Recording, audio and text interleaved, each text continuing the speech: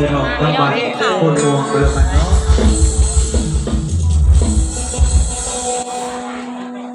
สบายดีจ้าทางคนก็ที่ใช่กันแล้วกันเนาะออกโดยทางนาเบิร์ทำตัวแบบทำการจัดให้สบายดีกินข้าวแล้วเนาะกันแล้วกันเนาะเตียงสลับเวลามีปลาเป็นหัวในวันนี้กันแล้วกันเนาะเพื่อเป็นสิริมงคลให้ได้ดูในร้านผู้ชมรถในวันนี้กันแล้วกันเนาะเอาไปเป็นตัวเองกันเลยทางการคุณก็ดีใจกันแล้วกันเด้อเนาะผมไปเป็นตัวเองเนาะฝากตัวจัดให้แล้วกันดีที่ว่าซื้อเรามันจะได้ด้านของลูกกันโตกันแล้วกันเนาะเอาลูกคำนี้จะเป็นเกียรติให้แกทั้งทันที่เดินทางมาจากเซโนเด้อวัดเดชโดยเฉพาะแม่ทั้งเจวัดเด้อมาจากน้องกระหลงสองหนึ่งแม่ทั้งเจตัวนะมาจากน้องกระหลงช่วยกันเด้อวัดเดชกูปวดคนไหนก็โค้งคนไหนเขามาเนี่ยเขาไม่ได้ให้เมื่อไงเขาหูจักว่าจะได้กันจะได้กันมาเนี่ยมันเมื่อมาได้มาชี้ของสั่งเราเอาแล้วพวกเราจะเป็นเกียรติในแกพี่น้องที่เดินจากมาจากเซโนเด้อปีกไปเสียงต้องขุดหลายวันสิบ้านเราจะมีคนมีมุงหนังแมนบ่เข้ามาแล้วมือน่ะเขามือนี้เข้ามาแบบไม่แบบโอ้เมื่อน่ะมาแต่เศร้าเลยเมแขกโอ้โดยเพราะว่าเขาเจ้าหาแขกมันจะฝุ่นเริ่มมาแล้วนี่แต่มันก็สิบไลกันโดยพันวันโดยโอเคเศร้าอ๋อเรามาแต่เศร้าโดยจังซี่เลยเยี่ยมขอซีนเอามีวันเจอเอาแต่ขอตัวเข้าไปดีน้ำหนองกันเลยกันเนาะดอกจับกันแม่ชิ้นแน่บวากันดอกวิตามินเอาแล้วพวกเขาเนี่ยจะเป็นเกียรติแกตั้งแม่แขกเด้อมาจากเซโนเด้อเนาะแล้วก็ทั้งเจวัดมาจากน้องกระหลงเนี่ยแล้วก็เจต้วนมาจากน้องกระหลงเราพูดเปิดทั้งคณะเพิ่นในตู้ในตั้งหลักว่าท่านเด้เนาะกูฟอนเพิ่นกันเลยทั้งจะพาเพิ่นกระจายให้กันแล้วกันเนาะเป็นห้องที่2ที่3ที่4แล้วไปเรื่อยๆกันแล้วกันชวนของพวกนี้ว่าท่านเด้มือกูเลยเนาะผมต้องมาพบน้อยใจกับกูได้ดีกูท่านใดก็ได้ว่าท่านเนาะโดยเฉพาะไม่ทั้งแม่กูจะกระจายให้อยู่ดอกว่าท่านเด้เป็นกินแสบก็โอ้ยมีก็ได้ตอนพักเป็นอย่างดีตั้งโกโก้แม่โก้เข้าก็เลยรักอย่ามากแล้วผ่าลาเมื่อแล้วว่าท่านเด้เป็นมหดมื่อนี้เป็นมือนักหมายว่าท่านเนาะพอเฮียนเชิญกันแล้วกันเอาแล้วพวกมันนี่จะเป็นเกียรติในแกทั้งแม่แขกเด้อมาจากซีโนเด้อแล้วก็เจวัดมาจากน้องกระหลงแน่แล้วเจต้วนมาจากน้องกระหลงกันแล้วกันเนาะคุณคนเพื่อนกันได้ตุ้นตั้งเพื่อนเองละว่าสันเด้ออกมาหลุดมาลูกจากเจ้าป่าเพื่อนกระจายให้เป็นหอมลูกกันแล้วกันเนาะหอมนี่ตอบแทนน้ำใจกันเนาะที่มาวนนี่เป็นนอกจากที่ว่าทั้งอาหารเครื่องดื่มเลยว่าสันเด้เนาะเป็นที่ของพวกนี้แล้วที่มอบให้เพื่อตอบแทนน้ำใจกันแล้วกันเนาะน้องไส้เล่าเอาเฮียนเด้อบอกว่าสิเป็นทั้งแม่แขกเด้อที่เดินทางมาจากเซโนเนาะแล้วก็ทั้งเจวัดเด้อที่เดินทางมาจากน้องกระหลงเนาะแล้วก็ทั้งเจต้วนพ่อบริษัทดีเดินทางมาจากน้องกระหลงกันแล้วกันเนาะส่วนมากูฟอดเพิ่นก็ได้ต้องเพิ่นเองนะบริษัทดีออกมาลูกบริษัทดีเพราะว่าเรามาหอนแหลกมาหอนนี้แล้วเนาะหรือว่าจากไหนเนาะเขาก็จือแล้วซ้อมจันเด้เราคือว่าดอกอะไรโอ้ยไม่กับผมบอกตัวนั้นนะว่าเป็นความลับในวงนี้จะออกไม่เลยที่ว่า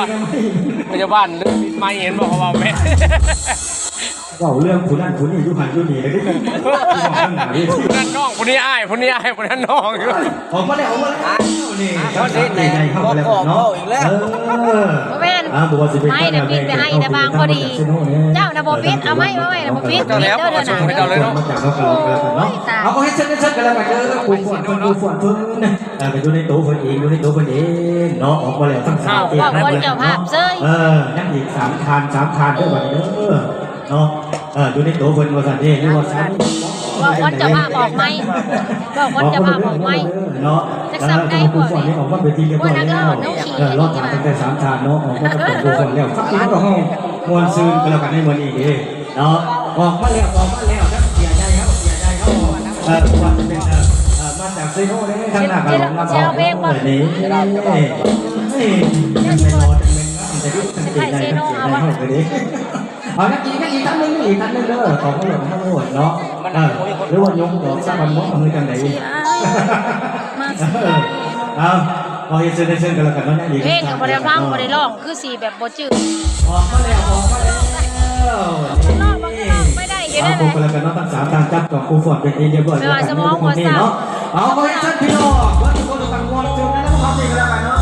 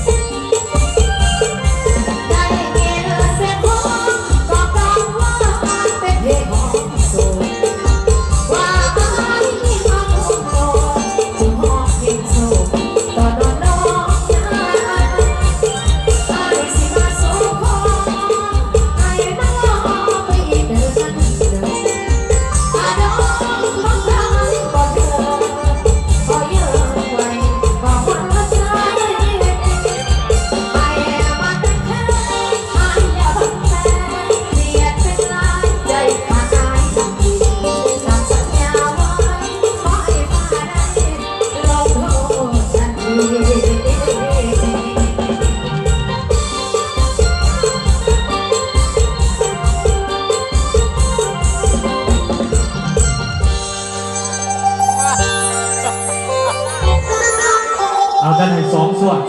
ก็แล้วกัน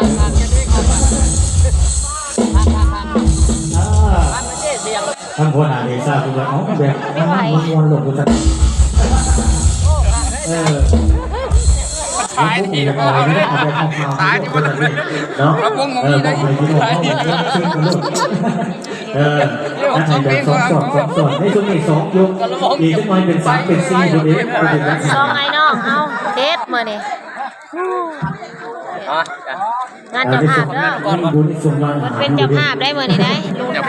เตเอายกจองกันเลยเนาะเจ้าภาพเล่นเอง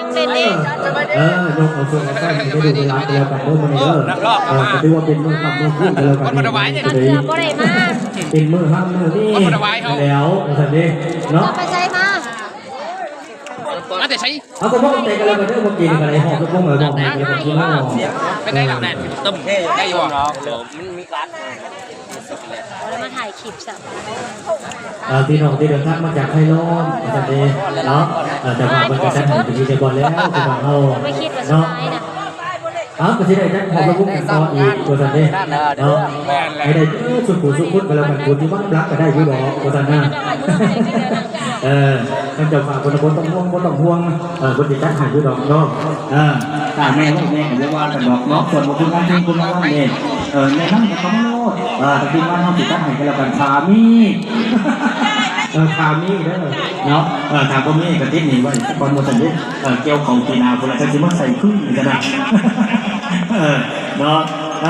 ในสมัยท่านอาจารย์เดชาคนกำลังหนุนอยู่ดิท่านน้อยคนที่ให้ท่านอาจารย์น้อยคือต้องหนุนต่ออยู่ได้ไหนเนี่ยเห็นคนท่านว่าอยู่นั่นคนท่านว่าหัวดูอาจารย์ตุ้ยอาจารย์นั้นหลายคนนี่หลายคนท่านอาจารย์คนที่หัวเท่าเลยแต่ไม่มักกลางออนหัว3 4คนเดียวเรียกไปด้วยนักศิลป์ออกแสดงได้ดีแล้วจะดิ